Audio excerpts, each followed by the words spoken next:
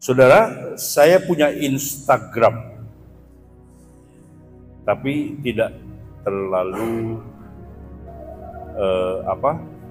bermain di Instagram. Hanya saya gabungkan saja kalau saya buat status di Facebook, dia secara otomatis masuk ke Instagram. Pertanyaan saya, ada yang sudah follow saya? Siapa yang follow Instagram saya? Cuma satu orang. Kembali lagi PDI Sekina. Jemaatnya nggak ada yang follow. Kasihan ya. Cuma satu orang yang follow saya. Oh, dua sama yang di atas gitu. Di atas follow. 3. Pak Iwan, penghiburan loh saudara-saudara, sukacita saya ada 3 orang yang follow saya dari sekian ratus orang. Kenapa tiba-tiba saya harus ngomong ini saudara? Karena saya kasih judul firman Tuhan pagi ini, Follow Me. Sedap. Perkataan Yesus. Jangan sampai saudara ikut Tuhan, ada di dalam gereja, tapi saudara tidak follow sama Yesus.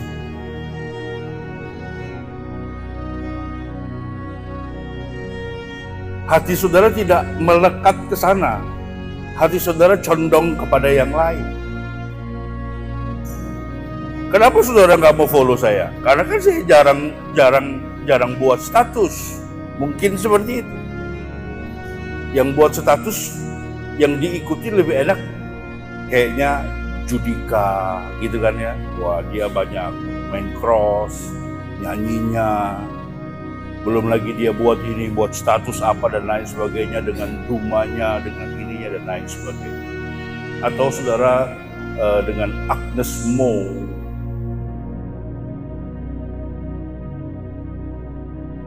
saudara yang stres maunya follow-nya yang lucu-lucu. Siapa yang lucu ya? Ya begitulah. Ada sebuah ajaran Yesus,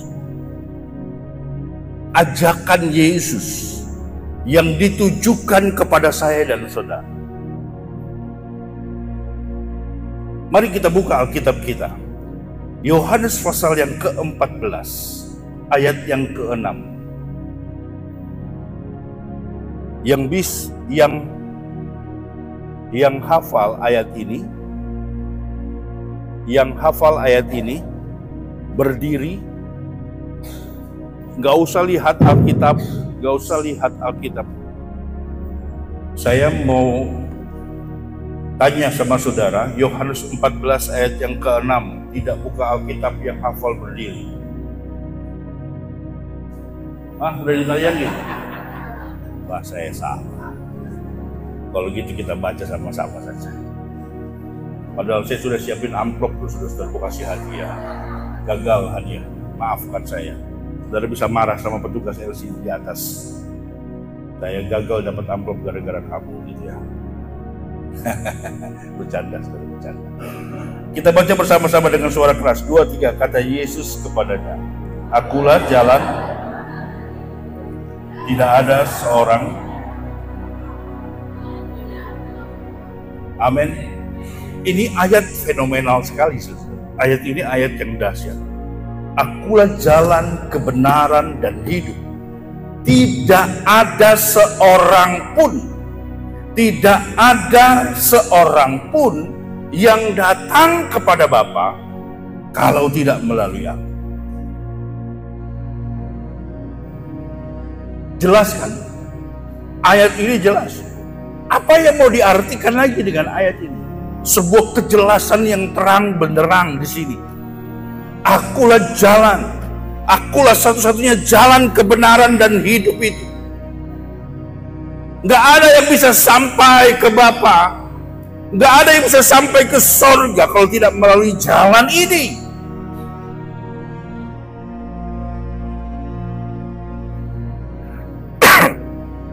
Saya mendapatkan sebuah video. Nanti saya share ke grup Sekina. Kalau saudara sudah tahu juga video ini, ada seorang ustazah terkenal, kalau di TV itu yang curhat dong. Hah? Wah, saudara follow juga berarti. Follow Mama DJ. Tahu saudara-saudara? Jangan-jangan saudara tidak nonton khotbah, nontonnya curhat dong mah.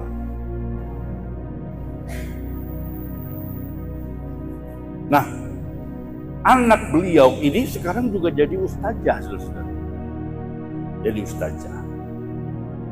Di sela-sela dia berceramah, berdakwah, dia menyampaikan bahwa sebuah terang benderang dikatakan keselamatan itu hanya dalam Yesus.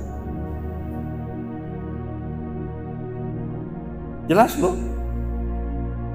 Nah, ayat ini juga jelas menuliskan. Nih, ini mau diartikan apa lagi, saudara? Sudah jelas, akulah jalan kebenaran dan hidup.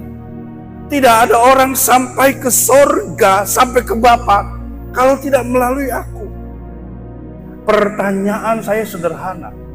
Kalau ayat ini sudah jelas sedemikian rupa, tapi kenapa banyak orang tidak mau mengikuti Yesus? Kenapa banyak orang nggak mau follow? Kenapa orang nggak mau mengikuti Yesus? Kan sudah jelas di sini, nggak ada jalan lain, nggak ada jalan tikus, nggak ada jalan alternatif.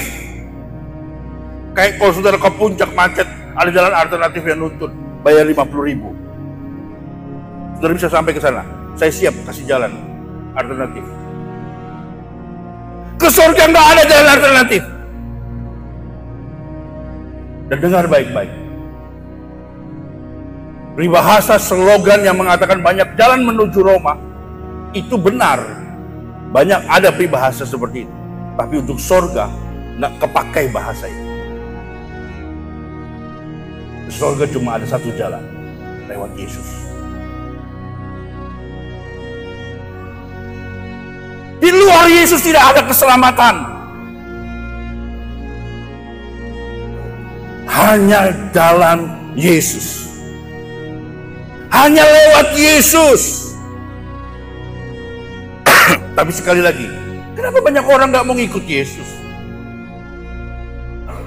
Kenapa orang sulit mengikut Yesus? Kenapa semua orang tidak merespon ajakan Yesus ini? Bahwa aku jalan, aku kebenaran. Kalau kamu sampai kepada Bapa, kau harus lewat aku. Kenapa ajakan ini tidak direspon dengan baik bagi banyak anak-anak Tuhan atau orang-orang yang ada di luar sana? Pagi hari ini saya mau sampaikan kepada saudara. Kenapa? Karena jelas ajakan Yesus itu bersyarat. Keselamatan nggak bersyarat, saudara-saudara. Kita diselamatkan nggak perlu syarat. Tapi ajakan Yesus ini bersyarat. Mari lihat ayatnya. Matius 16 ayat yang ke-24. Kenapa banyak orang gak merespon? Karena ajakannya bersyarat. Ada syaratnya. Mari sama-sama baca dengan suara keras. Matius 16 ayat 24. Matius 16 ayat 24. 16 ayat 24.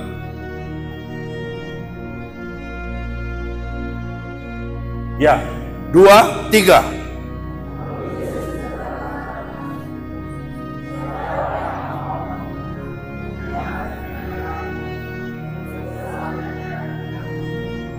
Ya, ini syaratnya. Karena syarat ini maka banyak orang gak merespon dengan baik. Setiap orang yang mau mengikut aku huruf besar. Setiap orang yang mau mengikut Yesus, orang itu harus menyangkal dirinya, memikul salibnya, bukan salibnya Yesus ya, salib kita, salib diri kita, salib saudara. Setiap kita punya salib. Ada di sini yang nggak punya masalah, angkat tangan. Yang nggak punya masalah, tuh kan? Di sini semua orang bermasalah kan? Ya, tempat ini kumpulan orang-orang bermasalah. Dan maunya saya juga suruh dipimpin orang bermasalah, mau lagi suruh. Kayak saya nggak punya masalah aja. Tapi nggak apa-apa. Ini sebuah tanggung jawab. Setiap orang yang mau mengikuti Yesus, ia harus menyangkal diri, memikul salibnya, baru mengikuti Yesus.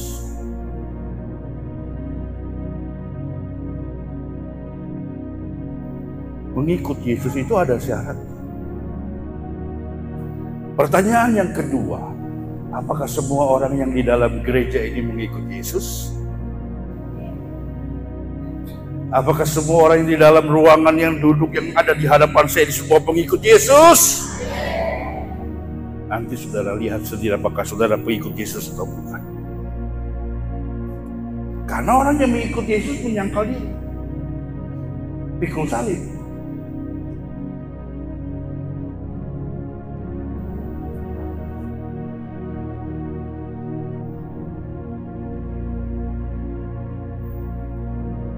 Sekali lagi saya ingatkan, panggilan untuk saudara diselamatkan itu gratis. Namun panggilan untuk menjadi pengikutnya atau menjadi muridnya, menjadi pengikutnya, menjadi muridnya, itu ada harga yang harus dibayar.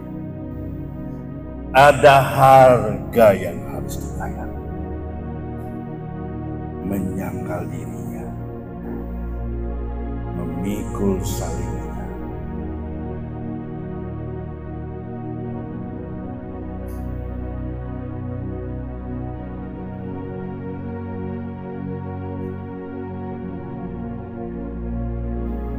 Sebelum lebih lanjut lagi, saya akan baca dalam 1 Petrus, sebuah pengalaman yang Petrus sampaikan atau Petrus ungkapkan dalam surat Petrus, ya, surat yang pertama. 1 Petrus pasal yang kedua. Saya akan baca mulai ayat yang ke-19. Saudara perhatikan Alkitab saudara. Ayat yang ke-19 dari 1 Petrus pasal 2. Sebab adalah kasih karunia jika seorang karena sadar akan kehendak Allah menanggung penderitaan yang tidak harus ia tanggung. Menanggung penderitaan yang seharusnya tidak ia tanggung. Perhatikan, sebab dapatkah disebut pujian jika kamu menderita pukulan karena kamu berbuat dosa? Tetapi jika kamu berbuat baik dan karena itu kamu harus menderita, maka itu adalah kasih karunia pada Allah. Sebab untuk itulah kamu dipanggil. Perhatikan baik-baik.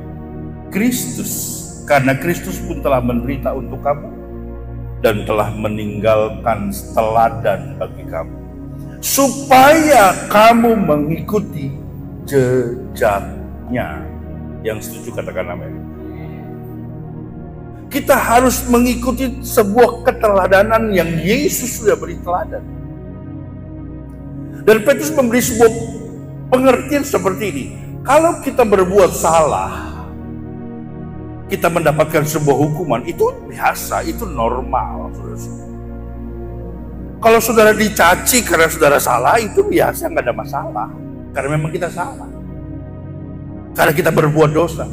Tetapi Petrus katakan, pada waktu kita melakukan kebenaran,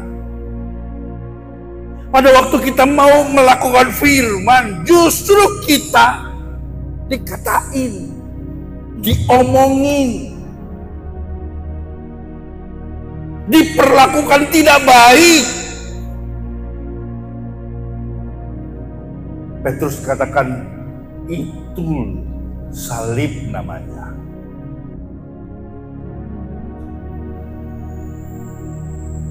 Saya sudah berlaku baik loh Pak Pendeta. Saya sudah mengalah tapi terus disudutkan, terus dipojokkan. Itu bagian yang kita harus lewati seterusnya.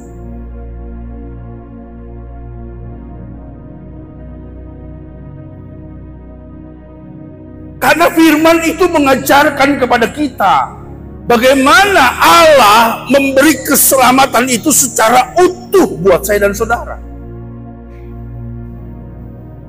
Dan kita ada di dunia ini, saudara. Kita tahu bersama bahwa ini adalah sementara sifatnya, bukan kekekalan yang kita kerjakan hari-hari. Semua hanya sarana yang Tuhan beri. Dan Alkitab menuliskan kepada saya dan saudara, Alkitab mengajarkan kepada saya dan saudara, kita nggak boleh melekatkan hati kita kepada apa yang ada di bumi ini. Dan saya mau katakan ini ajaran yang tidak disukai banyak orang.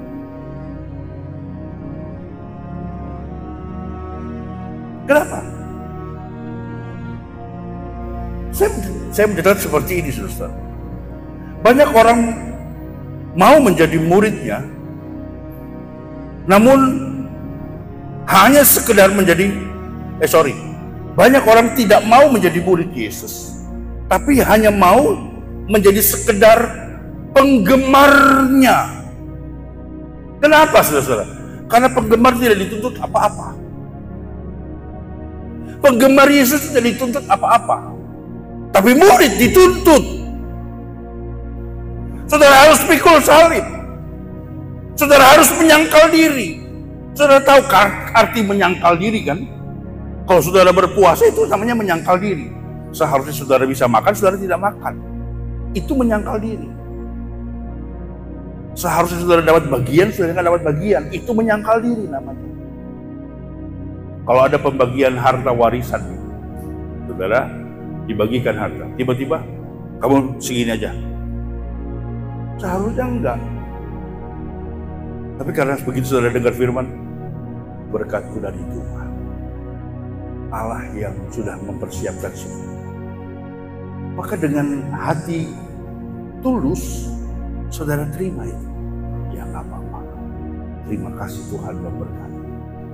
Itu yang namanya penyangkalan diri. Saudara melepas hak saudara, itu menyangkal diri namanya. Saudara nggak menuntut sesuatu yang lebih.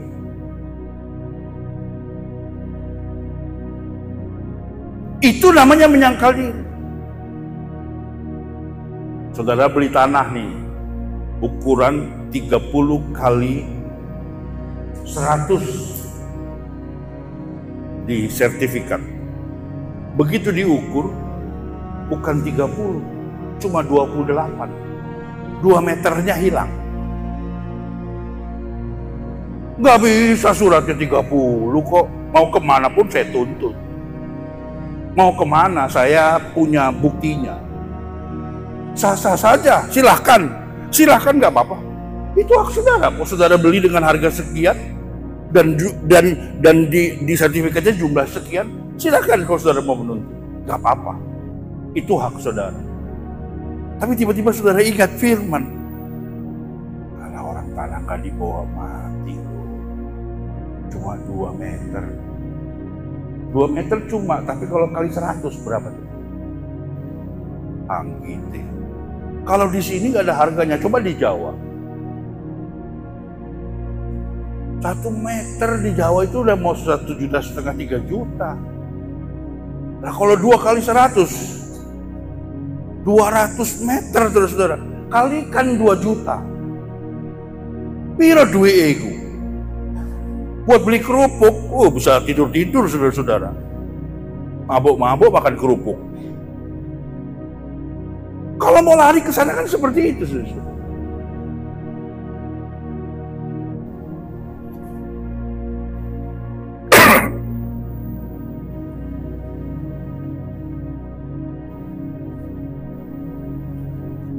Beberapa hari lalu saya ingat ada seorang bapak datang cukup story. Pertama ngobrol dengan Pak Aris di belakang. Ngobrol Pak Aris, udah ngobrol aja sama Pendeta. Oh, amit Pak Pendeta, amit. Dia bilang iya ya amit. Satu kali aja, jangan 2 kali, jangan 3 kali. Ya, amit. Ya, iya masuk ngobrol lah saudara. Saya itu punya tanah. Diceritakan saudara. Dulu saya beli waktu masih kecil sama kakek saya. Suratnya ada sama saya. Tapi karena saya di sini dan tanahnya ada di Jawa, saya minta tolong sama saudara saya untuk disertifikatin. Saya kasih dia apa namanya itu? Hak.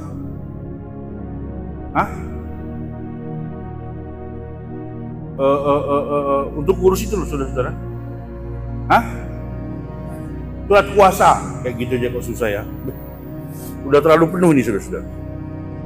Dia dikasih surat kuasa, tanda tangan, surat kuasa. Kakaknya disuruh saudara.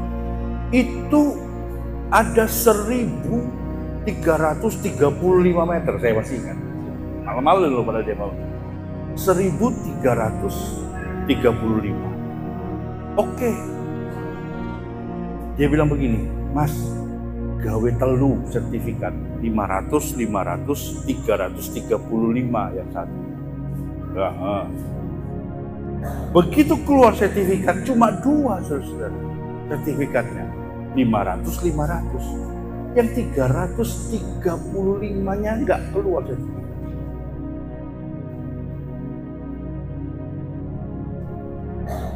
Waktu saya tanya Pak Pendeta, ya tanahmu cuma segitu. Lah orang di sertifikat pertamanya itu surat jual belinya 1.335 meter. Lah kok begitu dijadiin sertifikat kok cuma 1.505. Yang 335 meternya kemana? Dia ngotot sama kakaknya bilang, ya segitulah tanahmu itu cuma segitu. Yang satu bidang 500 sudah tak jual Pak Pendeta untuk sekolah anakku masuk ke kedokteran. Saya ngomong gini supaya saudara bisa nangkep sedikit ya. 500 meter yang satu dijual, anaknya bisa kuliah kedokteran. Berapa tuh harga tanah yang hilang 335 meter? Saya mau ngedapatin tanahnya kayak mana sekarang? Kakak saya itu orang terpandang di kotanya itu. Waktu dia menikahkan anaknya, bikinnya di gor. Aku orang Lampung datang, istri anakku cuma melongo lihat gini. Wah, kakakku orang hebat. Yang datang banyak sekali. Sekarang mau nuntut yang 335 meter ini kayak mana caranya? Saya mau nyampein firman Tuhan, dia orang Muslim. Saya bilang lepas aja Pak, nanti Tuhan ganti, gak apa-apa. Firman Tuhan bilang kalau engkau melepas hakmu, engkau akan dikasih 2 kali lipat, 3 kali lipat. Bahkan Tuhan bisa melipat gandakan. Lah yang datang orang Muslim gak tahu firman. Saya mau nyampein apa? Lah kok dia juga minta pendapatnya ke pendeta loh, saudara-saudara, piye coba?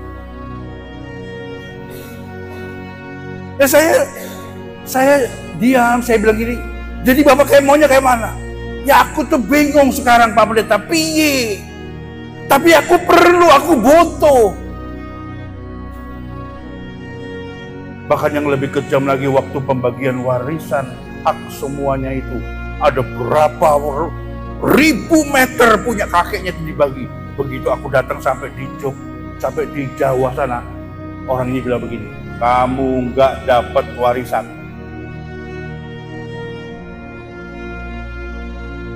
Aku jengkel, aku langsung mulai. Ya salahnya kalau Bapak sekarang pulang. Kenapa pulang? Kenapa nggak tunggu di situ? Kenapa nggak ngomong? Saya cuma sampaikan begini. Bapak masih terdaftar jadi anak? Lah iyalah, aku terdaftar, aku nomor 3 kok. Semua warisan tidak bisa dijual kalau Bapak nggak tanda tangan di sini. Karena Bapak ahli warisan juga. Kalau menurut hukum, kayak ngerti-ngerti aja saya saudara, padahal saya nggak ngerti juga. Ya tapi kalau menurut satu anak tidak tanda tangan, itu nggak sah, nggak bisa. Kecuali memang sudah meninggal, orang masih hidup kok. Oke itu Pak Pendeta, jadi saya juga bisa ke sana, silakan aja. Loh, jadi kok saya jadi ngojok-ngojokin orang?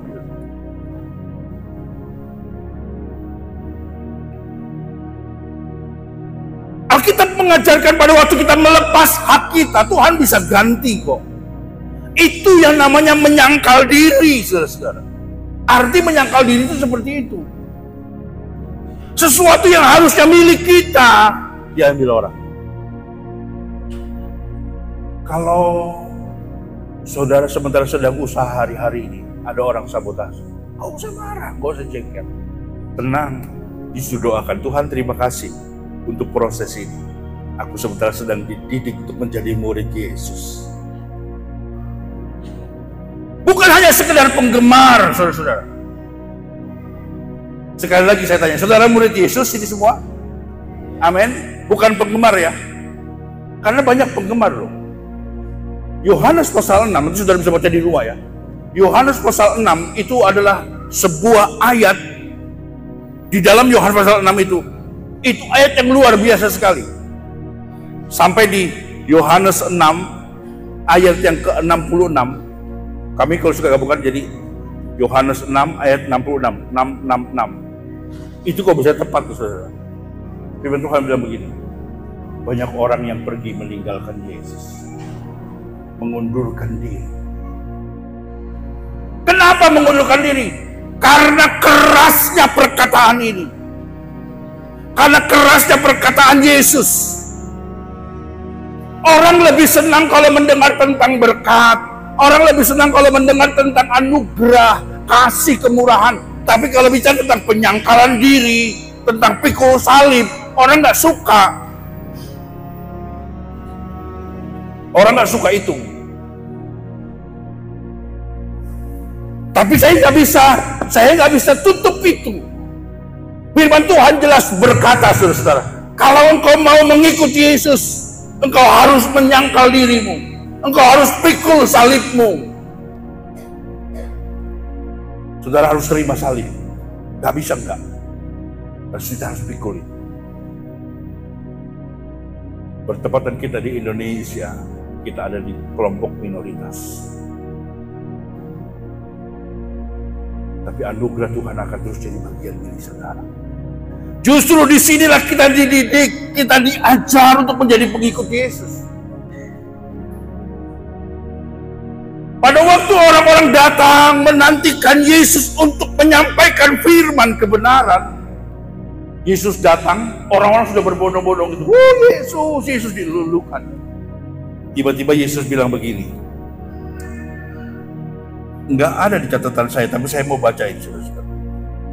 Yohanes pasal 6, saudara perhatikan. Ini bicara tentang roti hidup. Ya. Ayat yang ke-26. Mulai 25 saja, perhatikan baik-baik. Ketika orang banyak menemui Yesus di seberang laut itu, mereka berkata kepadanya, "Rabi, bilakah engkau tiba di sini?" Wah, seharusnya kan Yesus bangga, saudara. Disambut orang banyak. Dia baru mendarat, naik perahu mendarat.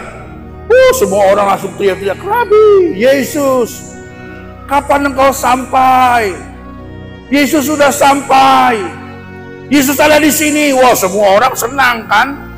Tentunya kita juga, saudara-saudara, kalau kita disambut seperti itu, luar biasa sekali. Kayak lagi nonton konser kan, tiba-tiba teriak, wah, gitu.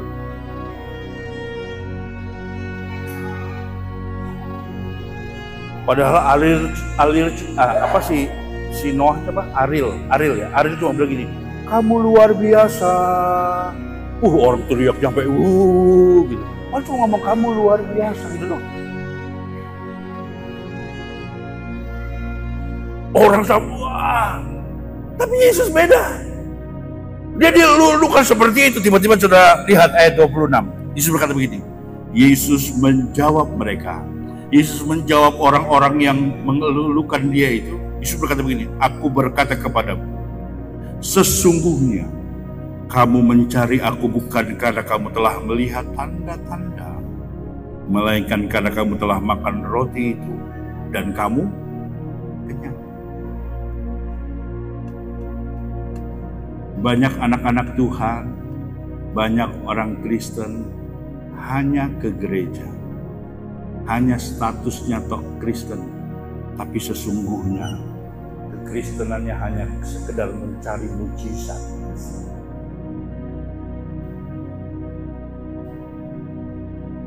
Oh, dalam Yesus ada kesembuhan, dalam Yesus ada kemenangan, dalam Yesus ada mujizat. Begitu gak ada mujizat, mana?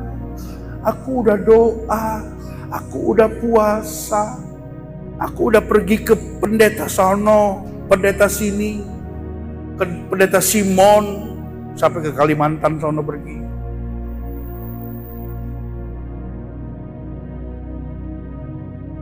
Kekristenan hanya sekedar mencari mujizat. Dan saya mau katakan, inilah yang namanya, dalam catatan khotbah saya katakan penggemar.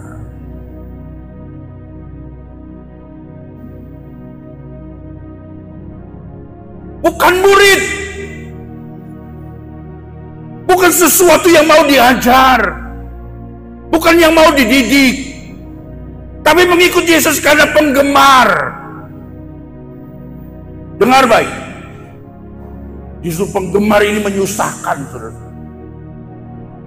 Penggemar ini menjadi penghalang banyak orang diselamatkan.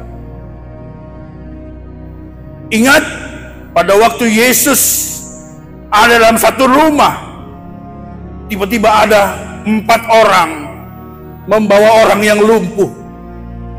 Mau masuk ke rumah nggak bisa, penuh sesak. Semua orang mau melihat Yesus, semua orang mau menyaksikan Yesus, semua orang mau melihat mujizat yang Yesus buat. Rumah itu penuh, sehingga 4 orang ini nggak bisa masuk. Penuh karena apa? Karena orang mau nonton. Dan saya mau katakan, inilah kekristenan penggemar. Menuhin tempat, tapi tidak hidup dalam kebenaran. Tidak mau dididik, tidak mau diajar. Diomongin sedikit tersinggung, marah. Jemaat saya kira nggak ada kayak gitu. Jemaat saya kira tahan mental.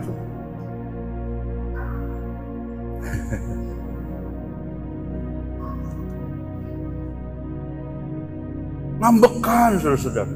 Terus gak keju-kejuan. Saya khotbah ya, jelas. Khotbah marah-marah terus. Kalau nggak marah-marah nanti sedikit-sedikit sumbangan terus. Gereja cuma isinya sumbangan.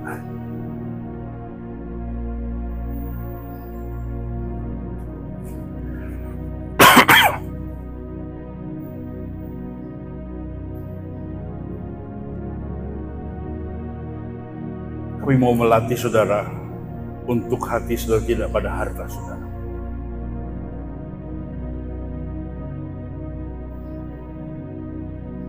Tabur di tempat yang tepat, saudara akan menuai sesuatu yang dahsyat dalam hidup saudara.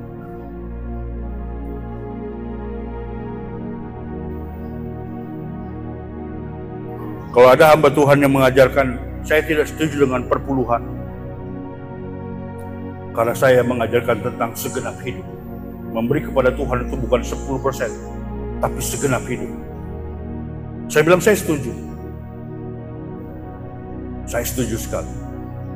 Tapi permasalahannya 10% aja susah, gimana segenap hidup? Halo?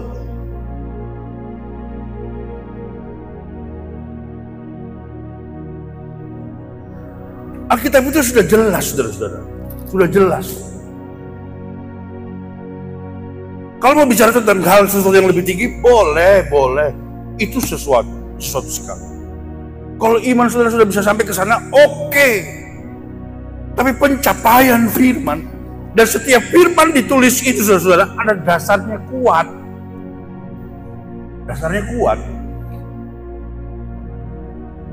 Ada pakar yang coba menyelidiki saudara. 10% itu adalah batas ambang seseorang. 10 dari bagian yang dia punya pada waktu diserahkan, itu adalah batas ambang normalnya manusia. Itu baru batas ambang normal. Kalau saudara bisa kasih lebih, ya saudara di atas rata-rata dari ambang normal itu.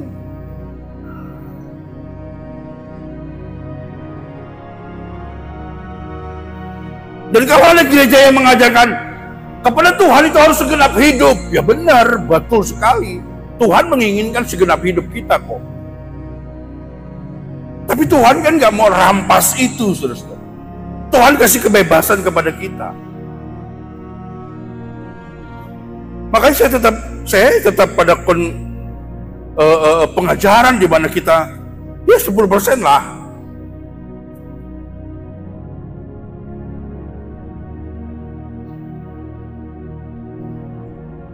Saya sempat bukan berdebat, saudara, sempat ngobrol dengan teman-teman hamba Tuhan.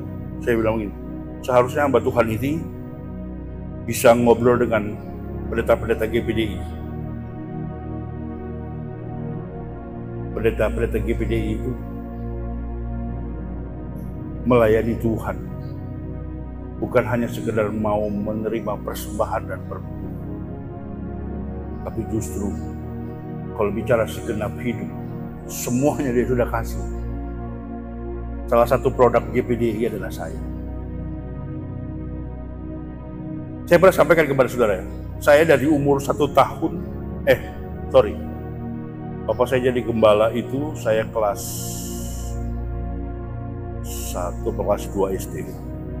Kelas 2 SD, Bapak saya jadi gembala. Jadi sejak saya kelas 2 SD, sampai saya SMA, umur 18 tahun, saya nggak pernah dirayakan ulang tahun.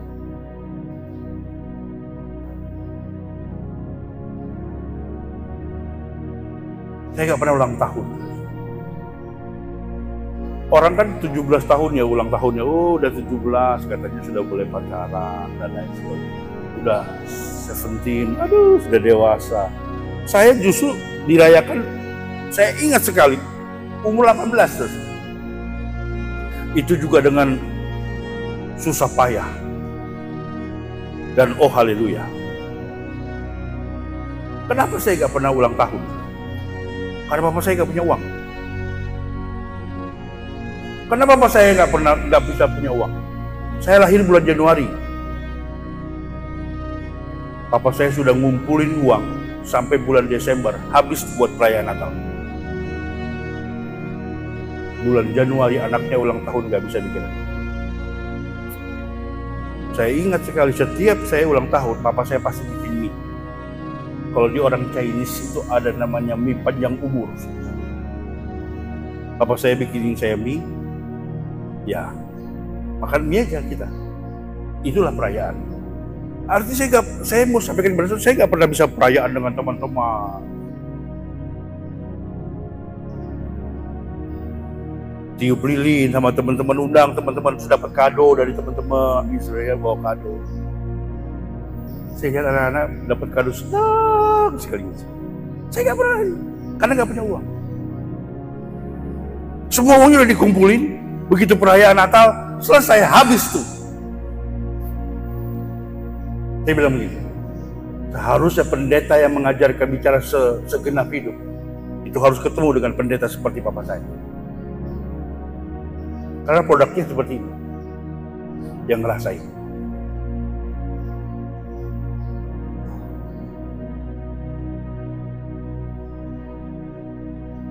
Kita ini diajarkan Tuhan untuk menjadi murid. Saya percaya semua kita ngerti arti murid, saudara. Murid itu harus dididik. Kalau sekarang murid banyak yang berani sama guru, berani ngelawan, karena guru nggak boleh tempelin murid. Guru nggak boleh pukul murid. Kalau pukul murid, dilaporin langsung. Kak Seto turun. Kalau dulu, saya percaya bapak-bapak mungkin mengalami ini. Begitu guru udah pegang penggaris, anak udah begitu. Ada yang datang kencing-kencing. Udah ketakutan. Aduh, sekarang saya lihat itu murid, apalagi yang ada OT-OT di sana, saudara. Saudara tahu OT-OT itu? Saya dulu masih sering makan OT-OT. Begitu saya masuk OT-OT, ada gurunya di situ, muridnya sebangku dengan gurunya, sebanyak gurunya sama-sama merokok. Nah ini gimana ini?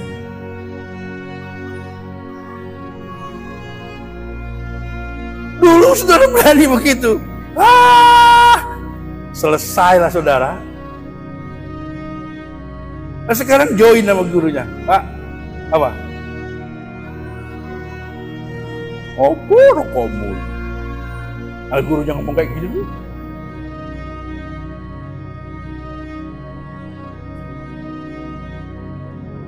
Bicara murid, bicara didikan, saudara-saudara.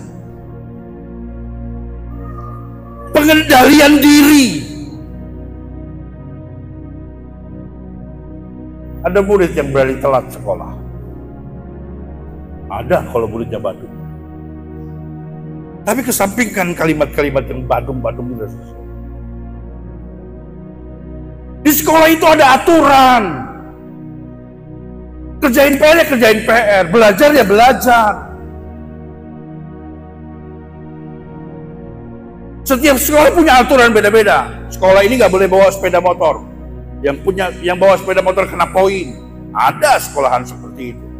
Sekolahan tidak boleh bawa HP. Yang bawa HP kena razia, HP-nya disita. Ada yang seperti itu. Setiap sekolah punya aturan masing-masing. Yang saya maksudkan, saudara-saudara, murid itu harus tunduk pada aturan itu.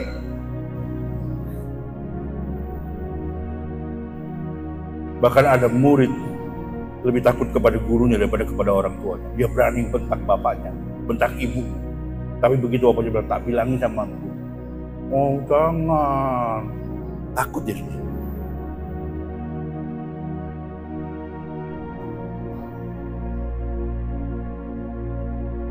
Ada aturan-aturan. Saudara tahu gak? Alkitab ini adalah aturan yang Tuhan buat saya dan saudara. Dan selayaknya kita mengikuti aturan. Ini patokannya.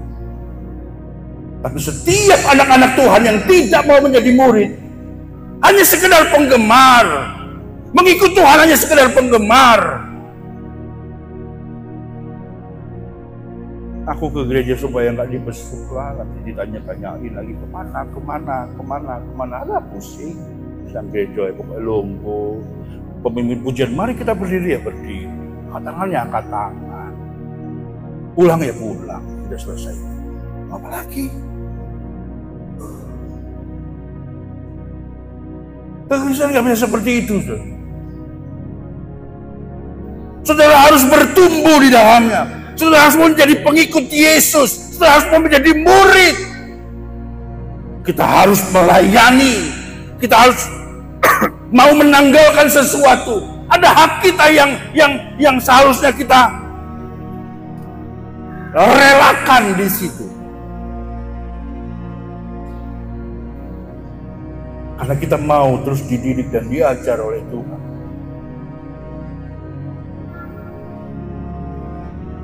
Murid harus menyerahkan seluruh kendali hidupnya kepada gurunya. Yesus sang guru itu siap berperan penting bagi hidup saudara.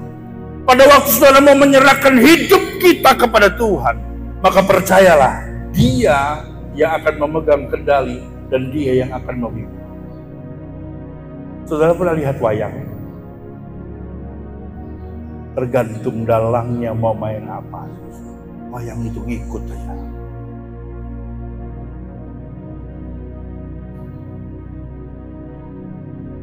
Kita ada dalam kendalinya Tuhan. Belajarlah percaya apa yang Tuhan mau bawa, Tuhan mau buat. Dan percaya Tuhan, segala sesuatu bukan sebuah kebetulan. Allah izinkan terjadi karena Tuhan mau mendidik kita di sini. Dan prosesnya harus selesai. Kalau prosesnya selesai, naik level lagi. Tuhan buat proses baru lagi. Terus ikuti saja. sampai karyanya sempurna dia kerjakan dalam hidup saudara. Saya nggak pernah tahu apa yang sebenarnya sedang saudara alami hari-hari. Proses apa yang saudara alami. Tapi saya percaya proses itu Allah izinkan terjadi dalam hidup saudara untuk saudara menikmati sesuatu yang besar.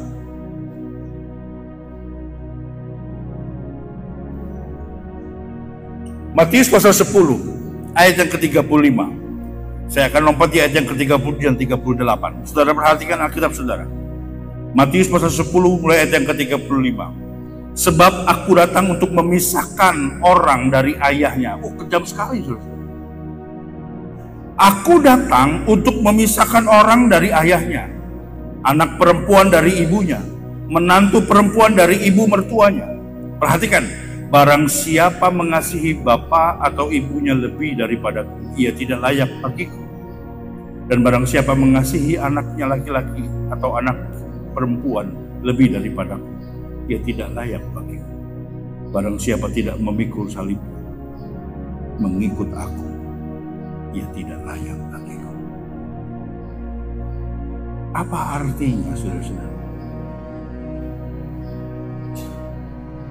Kenapa pikul salib disamakan dengan meninggalkan ayahnya dan ibu? Mengasihi anaknya laki-laki dan perempuan lebih. Tuhan tidak mau dinomor duakan. Maafkan saya, kalau ada bapak-bapak, ibu-ibu yang bisa berkata begini, kenapa gak ibadah? Aduh, repot, anakku itu loh. Tuhan kasih anak saudara bukan untuk saudara tidak bisa beribadah. Tuhan percayakan saudara anak bukan untuk saudara menjauh dari Tuhan. Jangan mencintai anak saudara lebih daripada Tuhan. Jangan mencintai orang tua saudara lebih daripada Tuhan. Justru saudara harus didik anak saudara untuk mengasihi Tuhan. Kita harus bersama-sama mengasihi, mencintai Tuhan, hidup dalam kebenaran bersama-sama. Tapi anakku itu waduh beda Pak Pendeta. Makanya saudara perhatikan kalimat ini. Kenapa diakhiri dengan ayat yang ke-38 bagian yang berkata ini, barang siapa tidak memikul salib dan mengikut aku, ya tidak layak bagiku. Mengasihi itu disamakan Alkitab menuliskan dengan engkau memikul salib.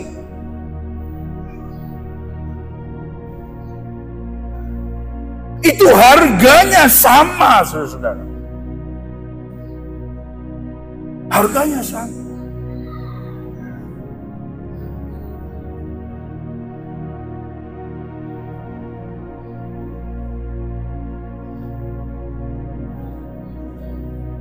Kenapa banyak orang yang senang dengan ajaran kasih? Karena kasih Tuhan tidak bersyarat. Ajaran Tuhan yang bersyarat. Kalau bicara tentang pengajaran orang gak suka. Karena ajaran Tuhan itu bersyarat, ada syaratnya. Harus lepaskan ini, harus lepaskan itu, harus ikut Tuhan, harus hidup dalam kebenaran. Ajaran Tuhan bersyarat. Kalau kasih Tuhan tidak bersyarat. Dia Allah yang penuh dengan kasih.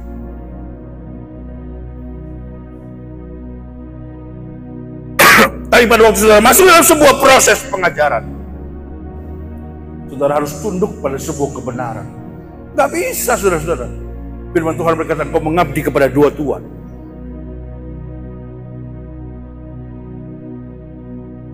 Saudara percaya kepada Mammon, saudara juga percaya kepada Tuhan. Sama aja saudara bilang gini, waduh aku sih percaya.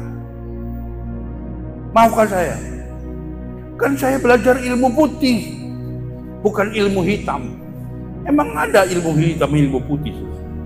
Ilmu putih itu buat kebenaran, buat bela orang, buat jaga-jaga, buat tolong orang. Kalau ilmu hitam itu buat merusak orang, buat nyakitin orang, itu ilmu hitam.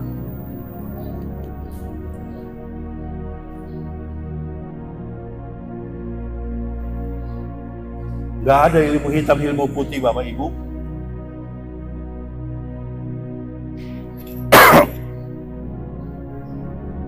Yesus tidak pernah mengajarkan kita harus berguru ilmu-ilmu seperti itu, enggak.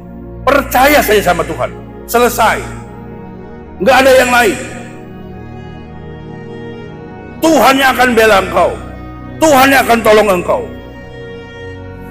Kalau ada ilmu yang lebih hebat daripada ilmu Yesus,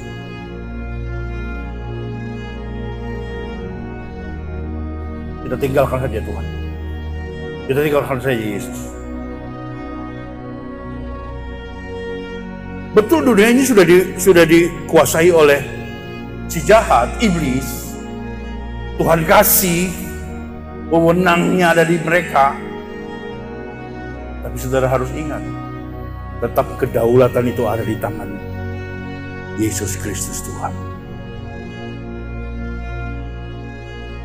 Firman Tuhan katakan, pada waktu engkau memanggil nama itu, bertekuk lutut yang ada di sorga dan yang ada di bumi. Nama Yesus tetap nama yang berkuasa. Panggil saja nama Yesus itu.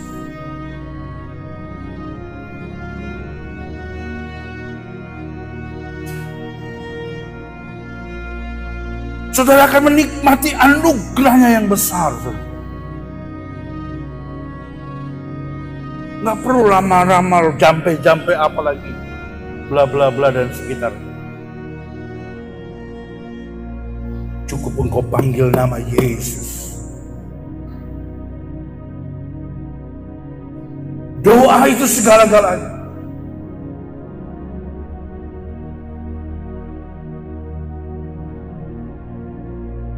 Dalam ibadah kaum pria kemarin saya sampaikan firman Tuhan tentang bagaimana kekuatan doa dari seorang pria. Banyak kan sampai Nikita aja nyanyi, di doa ibuku namaku disebut. Kenapa enggak di doa Bapak? Kenapa di doa ibu? Karena bapak-bapak nggak pernah doain anaknya. Makanya lagunya aja di doa ibuku. Padahal saudara baca Alkitab, doa yang paling manjur itu doa pria. Sorry ya ibu-ibu ya. Maafkan saya. Iya. Karena yang membuat perjanjian, Allah itu nggak ada pernah membuat perjanjian dengan wanita, nggak ada. Allah nggak pernah buat perjanjian dengan wanita, nggak pernah ada. Allah itu membuat perjanjian kepada pria. Seharusnya pria itu punya powerful doanya, tapi prianya yang berkele. Nggak tahu kalau dia punya power yang besar. Makanya susah sekali, kepala batu pria-pria itu. Salah satu yang ngomong ini juga. Kan saya juga pria. Makanya nggak powerful doanya. Kalau dikasih tahu ngeyel. Dia lebih pintar dari semua orang. Google aja kalah dengan dia. Iya, mana ada pria mau kalah? Nggak bisa. Orang mbak Google dia nyiptain pria kok.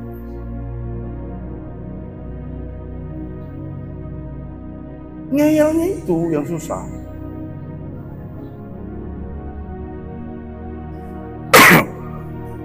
Nah, kekuatan doa pria itu kan firman Tuhan kata begini, kalau ada pria-pria berdoa mengadahkan tangan dengan hati yang suci.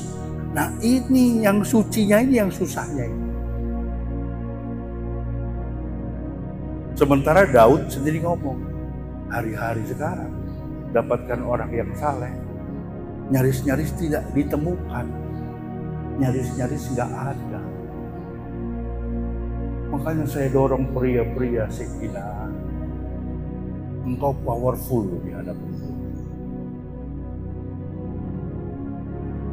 Saat saudara kembali kepada sebuah kebenaran, waduh, doa saudara dahsyat.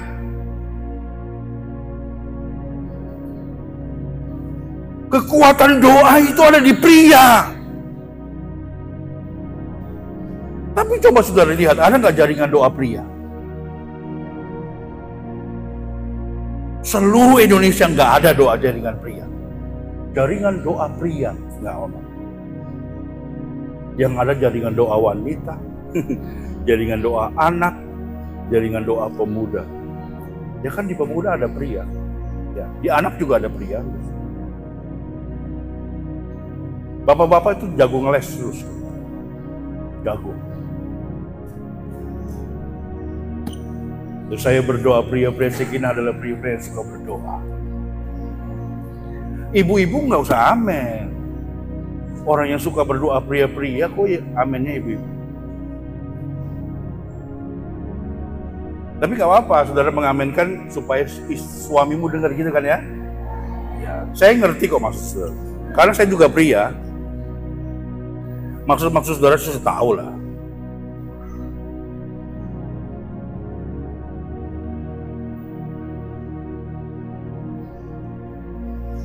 Kita harus jadi murid. Kita harus jadi pengikut Yesus. Bukan hanya sekedar penggemar. Bukan hanya sekedar pemeriah saja. Bukan hanya penonton, tapi kita pelaku di dalamnya. Amin. Semua melayani. Amin. Ya, ada bagian-bagian saudara kok. Enggak semua harus di mimbar. Ada bagian-bagian saudara. Kalau minggu kemarin saudara bisa lihat klip video yang ditayangkan. Bagaimana anak-anak muda melayani, kaum pria melayani, bagi-bagi. Saudara, mungkin nggak pemuda-pemuda bisa bagiin sembako segitu banyaknya ke tukang-tukang beca? Duwe sopo. Anak-anak muda jajan mereka aja kurang.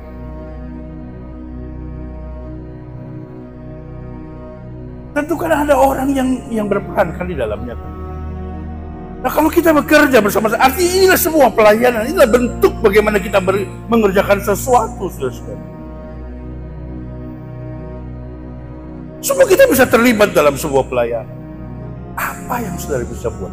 Buatlah itu untuk kemuliaan nama Tuhan.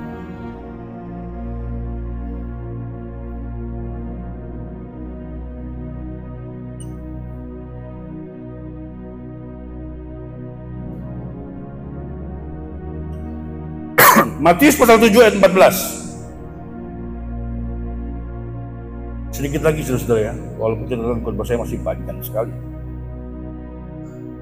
Tapi saya nggak akan baca semuanya.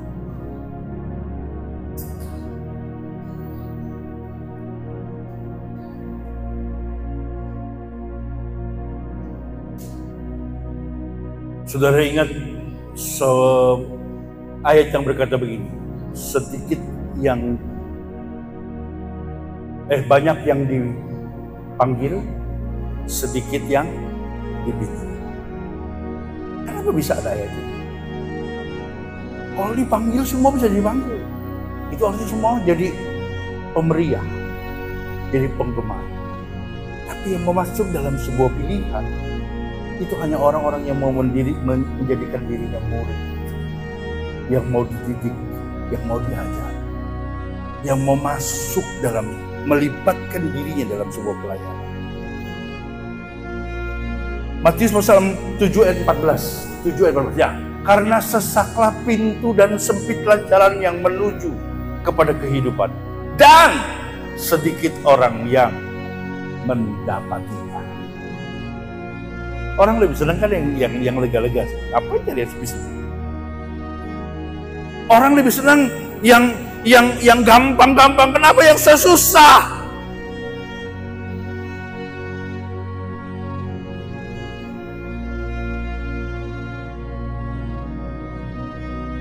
Tetapi saya mau sampaikan sesuatu juga pagi hari ini. Setiap orang yang menjadi murid Yesus, saudara juga akan mendapatkan sesuatu. Saya pernah sampaikan firman Tuhan. Ikut Tuhan itu endingnya pasti keuntungan. Amin. Ya, Tuhan kita bukan Tuhan yang pelit. Kalau bicara berkat, berkat itu pasti kok. Semua yang kita kerjakan ujungnya pasti berkat. Saya tidak mengajarkan teori kemakmuran, saudara. Tapi itu nggak bisa ditutup. Alkitab ini mengajarkan setiap apa yang kita buat pasti ada berkat yang Tuhan sediakan.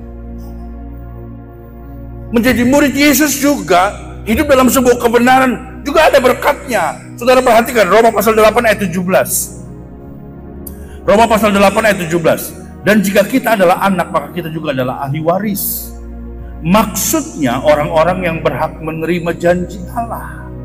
Orang yang masuk dalam sebuah pengajaran menjadi murid Yesus, saudara akan disebut anak. Kalau anak itu dia akan jadi ahli waris, menerima janji Allah yang akan menerimanya bersama-sama dengan Kristus. Perhatikan baik-baik ini, yaitu jika kita menderita bersama-sama dengan Dia, supaya kita juga dipermuliakan bersama-sama dengan Dia.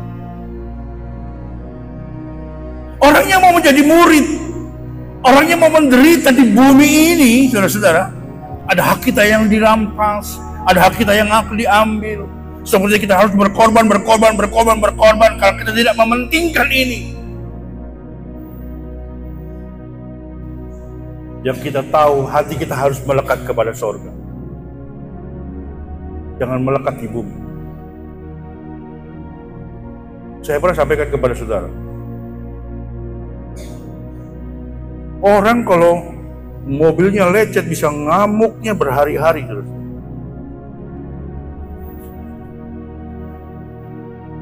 Tapi kalau hatinya lecet, dia nggak ngamuk berhari-hari.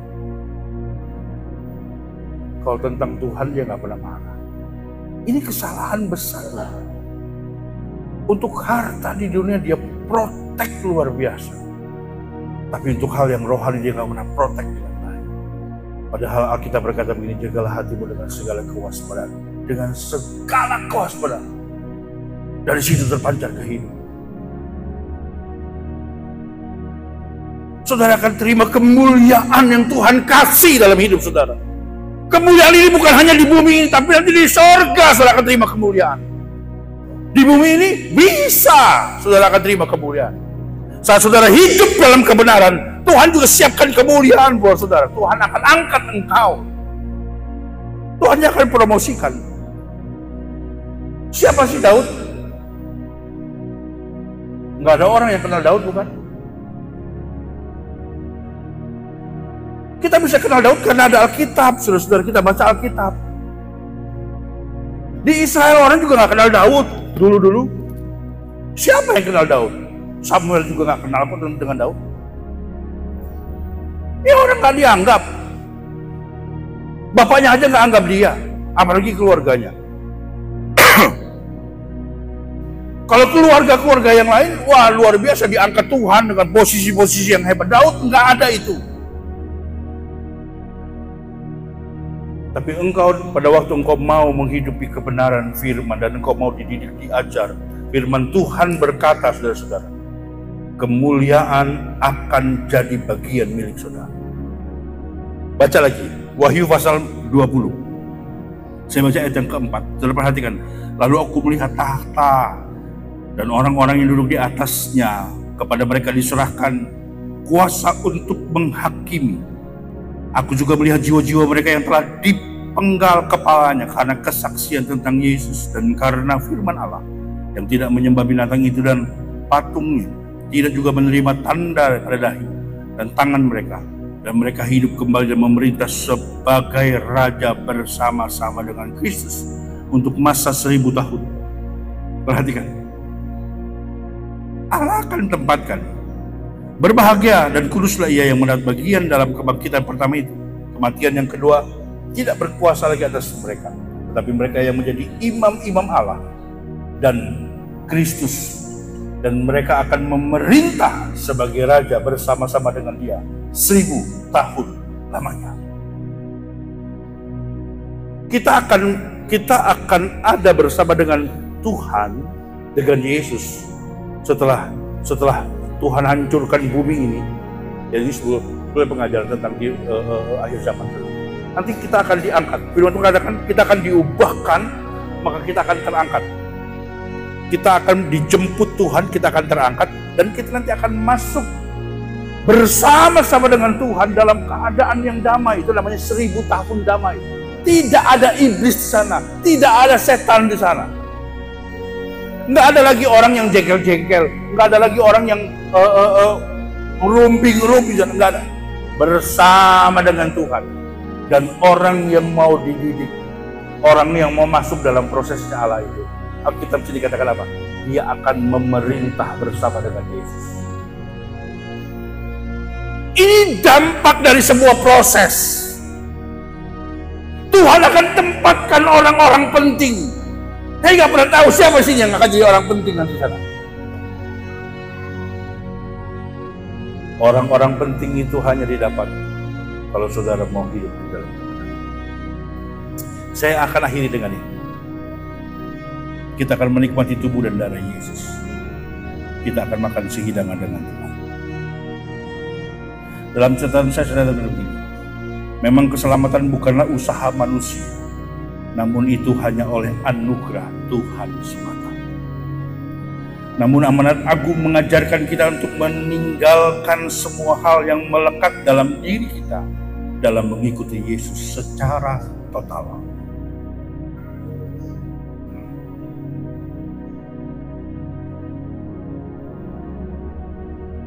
Upah dari Tuhan akan dengan sendirinya diberikan bagi orang-orang yang mau dengan sungguh-sungguh mengikut jejaknya dengan meninggalkan segalanya. Tadi kita sudah baca ayat, kalau saudara mau meninggalkan ayah, ibu, firman Tuhan berkata, engkau akan mendapatkan gantinya. Enggak, Tuhan enggak mau memisahkan. Kok Alkitab memisahkan sih? Barang siapa mengasihi lebih daripadaku, dia tidak layak bagiku.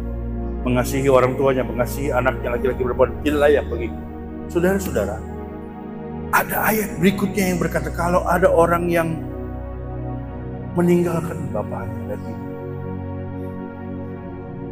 Tuhan akan ganti. Saudara akan ketemu, berjumpa dengan banyak orang-orang tua yang mengasihi saudara. Tuhan gak akan menceraikan kita kok dengan orang yang kita kasih, enggak. Tuhan hanya mau melihat bagaimana kesungguhan kita. Kita lebih mencintai orang lain apa mencintai Tuhan lebih dari segala-galanya. Makanya saya katakan, bagian kita adalah belajar setia pada panggilan dan tidak melekat pada apa-apa yang kita miliki. Semua yang kita miliki adalah fasilitas yang Tuhan kasih untuk menunjang kita semakin hari semakin mengasihi Tuhan. Jangan justru fasilitas itu melekat kepada saudara sehingga saudara merasa harus. Enggak.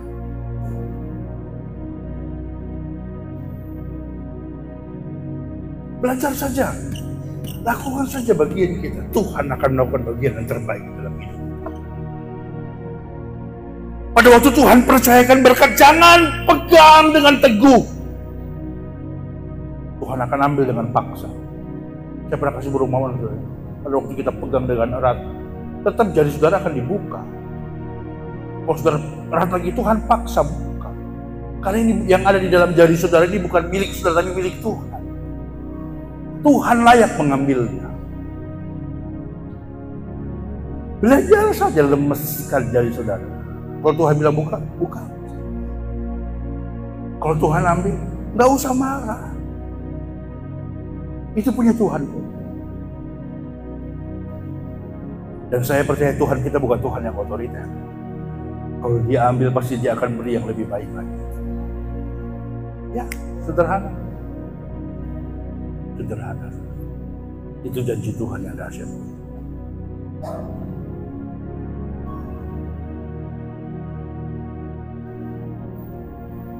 Ingat, kasih Tuhan tidak bersyarat, tapi pengajarannya bersyarat. Jangan hanya kejar kasih, tapi tidak masuk dalam pengajaran. Pengajaran sakit memang. Diajar itu sakit.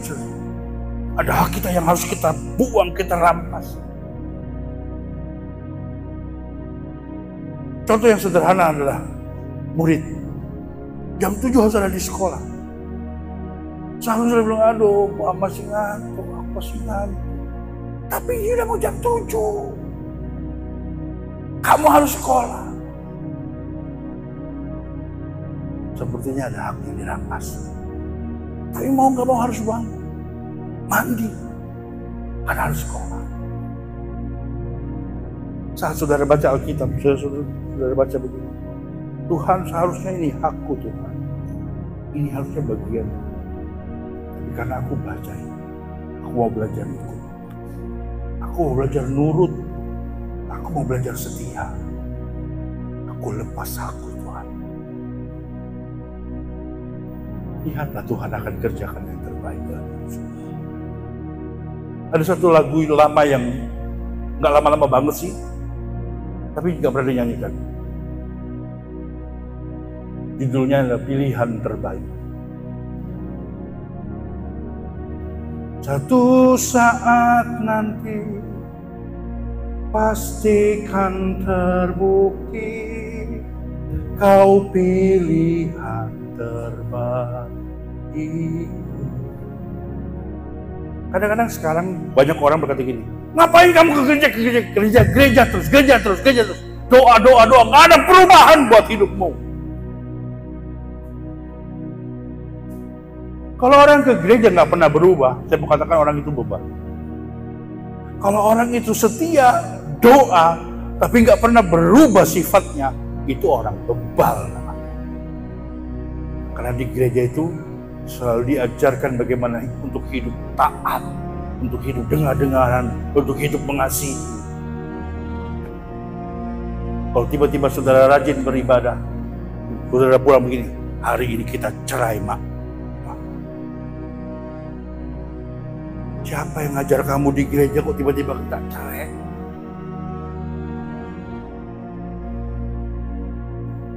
Pendetanya disuntik mati, bos. Nah, kok pendetanya bisa ngajarin orangnya suruh cerai loh, gimana?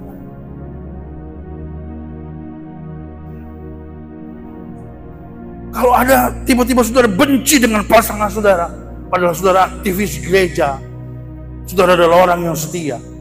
Hei, pertanyakan hidupmu.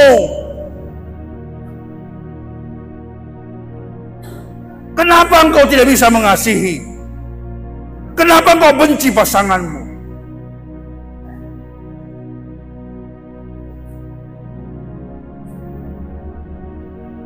Semakin saudara setia, semakin saudara harusnya hidup dalam kerendahan hati. Semakin saudara setia, semakin saudara harus belajar mengubah hidup saudara. Karena ujungnya firman Tuhan ini berkata, hidupku bukannya aku lagi, tetapi Kristus yang hidup di dalam. Semua kita sudah tanggalkan. Nggak ada lagi yang bisa kita pertahankan. Kefanaan ini nggak ada gunanya lagi. Harta ini hanya sebentar. Saudara mati sudah nggak bawa apa-apa. Tinggal semua pun. Pangkat saudara, jabatan saudara, semua tinggal kok. Apa yang saudara mau banggakan dengan itu? Tapi kalau hari ini saudara dipercayakan itu, kerjakan bagianmu dengan sungguh-sungguh. Gak usah korupsi, gak usah main-main dengan itu. Karena setiap gaji yang dipercayakan saudara itu cukup buat hidup saudara. Kalau saudara benar-benar melakukan bagian yang terbaik dalam hidup. Gaya kita yang gak cukup dengan gaji kita.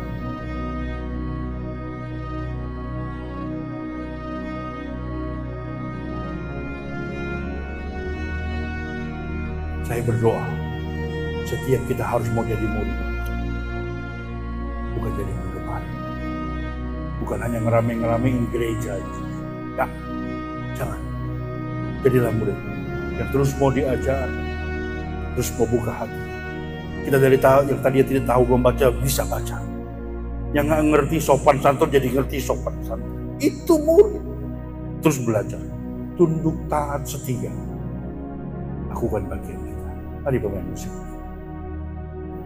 Haleluya. Tuhan memberkati kita semua.